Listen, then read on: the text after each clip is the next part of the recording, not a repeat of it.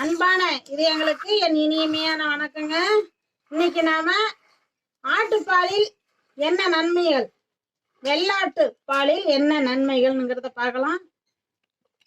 இந்த ஆட்டுப்பாலில் நாம கறந்தவுடன் அப்படியே குடிக்கணுங்க. அப்படியே குடிச்சோம்னா வயிற்றில் புண்ணு இருந்தாலும் ஆறிவிடும், வாய் புண்ணும் ஆறிவிடும். அல்சர் இருக்கிறவங்க இந்த மாதிரி ஆட்டுப்பால் குடிப்பது ரொம்ப நல்லது. ஏன்னா காட்டில் மூலிகை புல்லு நிறைய மேயும்.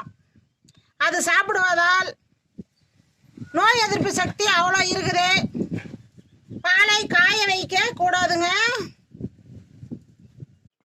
இந்த பால் வெள்ளாட்டு பால் கறந்தவுடன் அப்படியே குடிக்க வேண்டும். சர்க்கரை சேர்த்தக்கூடாதுங்க. காய வைக்கவும் கூடாது, சர்க்கரையும் சேர்த்தக்கூடாது. கறந்தவுடன் நம்ம குடித்தால் அவ்வளோ நோய் எதிர்ப்பு சக்தி இதில் இருக்குதுங்க.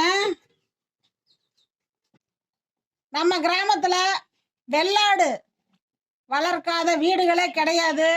ஏன்னா வெள்ளாடு தான் நமக்கு குலதெய்வமாக இருக்குது. அந்த காலத்திலிருந்து இந்த காலம் வரைக்கும் விவசாயிகள் ஆடு மாடுகளை நம்பி தான் நாம் இருக்கிறோம். இப்போ வெள்ளாடுகள் 3 குட்டிகள் போடும், 2 குட்டிகள் போடும், 1 குட்டிகள் போடும்.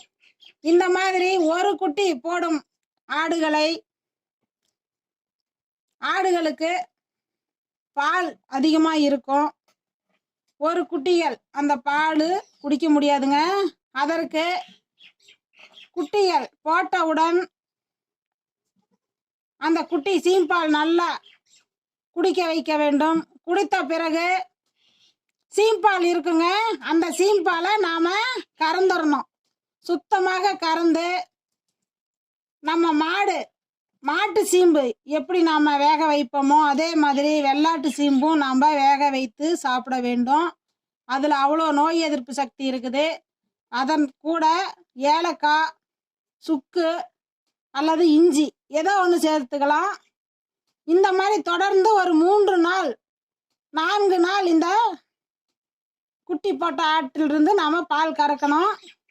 இல்லை என்றால் மடிவீக்கம் வந்துவிடும். 2 குட்டிகள் இருந்தால் நாம் கறக்க தேவையில்லை. அதுவும் அதிகமாக இருந்தால் கறந்து விடுறது ரொம்ப நல்லதுங்க. வெள்ளாட்டு பால் நாம் அதிகமாக இருந்தால் டீ வைத்து குடிக்கலாம். ரொம்ப சுவையாக இருக்குங்க.